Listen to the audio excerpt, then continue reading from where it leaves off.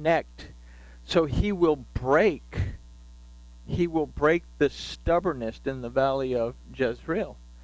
What is Jezreel? I will scatter them. I'm going to bring them into tribulation, and I am going to break this stubbornness, because they're going to realize that they are in bondage, and then they will begin to come back to me slowly.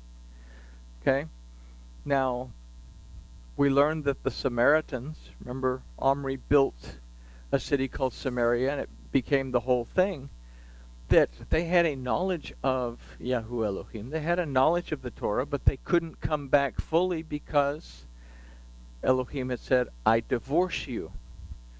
And he said, and we read in Vayikra that once the first husband has divorced you and you marry another husband, if that husband dies or divorces you, you can't go back to the first husband. The first husband also has to die. So,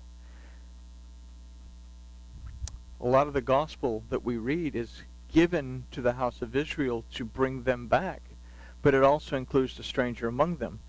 So, she bears another son, or daughter. This idea of falling away from Elohim brings forth no compassion from Elohim. Until you make teshuvah and come back, there is no compassion. And then, when she had weaned Ruhamah, in other words, when she had dealt fully with Ruhamah, she conceived and bore a son. And he said, call his name Lo Ami, for you are not my people, and I will not be yours. Lo Ami simply means not my people. Lo means not. Am means people. So what happens? They scatter these three houses, this third and this fourth generation, all the way to Yehu, manipulates the word as a form of reverence, but they're far removed from the power of it, as Paul says. They have abolished the name of Elohim. They don't even know who they serve. And just like what happened with these three kings, his name has been replaced by Baal. His name has been replaced by something other than his name. So what else is Elohim to say? I'm not going to have compassion on you, and you are not going to be my people. And we have this idea of, being a Jew or being a Christian. It's not about either one of those things. It's about seeking a relationship with Yahuwah Elohim based on our ability to Shema, to perceive, discern, understand, obey, and apply his Torah to our lives, and then be content within it, and to shamar. Once we've done that, to shamar his Torah, not just to keep it, but to treasure it, to observe it, to preserve it, to protect it, to guard it. So, a lot of stuff, it's not about being a Jew or about being a Christian. It is about the relationship that we build based on the truth found in his Torah without trying to do any of this. So, in these few chapters of Hosea,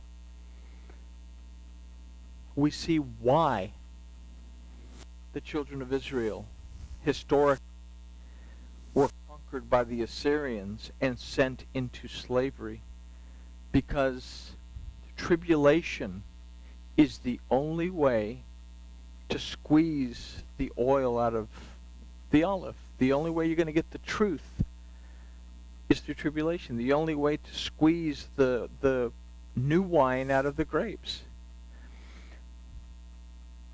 So we'll have all this typed up into neat, nifty little notes for Hosea. We'll call it Hosea Part 3. But next week we're going to see a ray of hope in the next few verses that we'll discuss as we go into Hosea chapter 2. Because it goes back and says, "Yet the number of the children of Israel shall be as the sand of the sea, which cannot be measured nor numbered. And it shall come to pass that instead of that which was said unto them, You are not my people, it shall be said, You are the children of the living El. And the children of Judah and the children of Israel shall be gathered together, and they shall appoint themselves one head, and shall go up out of the land. For great shall be the day of Yisrael." What does it mean other than Yahuwah has scattered? It also means that Yahuwah will multiply, will make fruitful, will prosper something. And for great shall be the day of Yisrael. Say you unto your brethren, Ami, and say to your sisters, Ruchama. Note there's no lo in front of either one of those. Literally it says, You are my people, Ami, and your sisters, Ruchama, that I now have compassion on you. Plead with your mother. Plead, for she is not my wife, neither am I her husband. And let her put away her harlotries from her face, and adulteries from between her breasts, lest I strip her naked, and set her as in the day she was born, and make her as a wilderness, and set her like a dry land, to slay her with thirst. And I will not have compassion upon her children, for they are the children of harlotry. Now, we could go on, but the idea here, the very basic idea, is that he will not tolerate, and Elohim is prophesying through Hosea's life. He's using his life to illustrate something.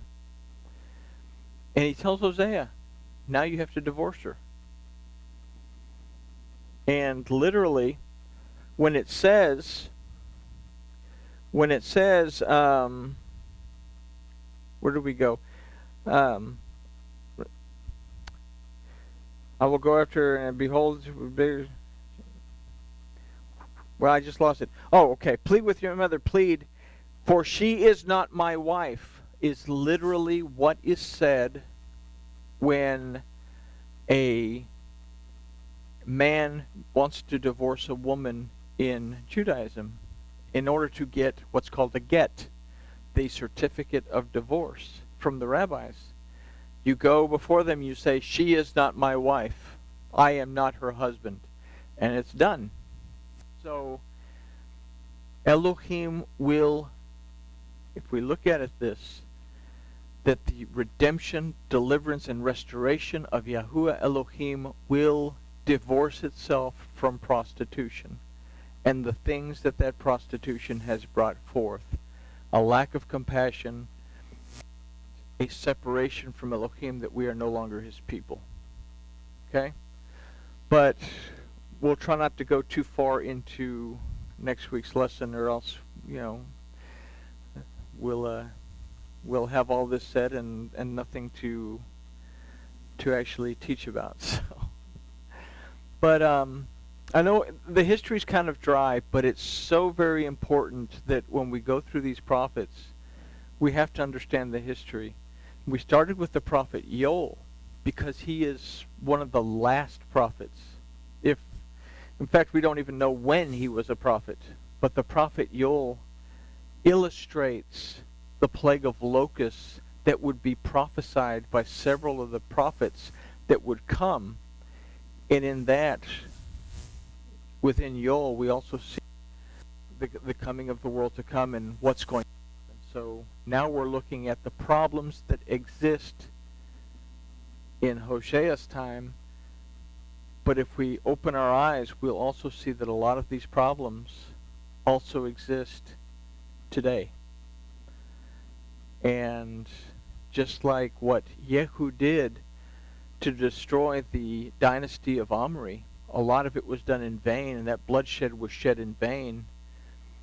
If we don't make teshuvah, then everything that Yahusha accomplished at the Tav was also done in vain. So it's a very, very serious thing that we're looking at now in this prophet of Hosea. And with that, we can say that grooviness has been achieved, I think.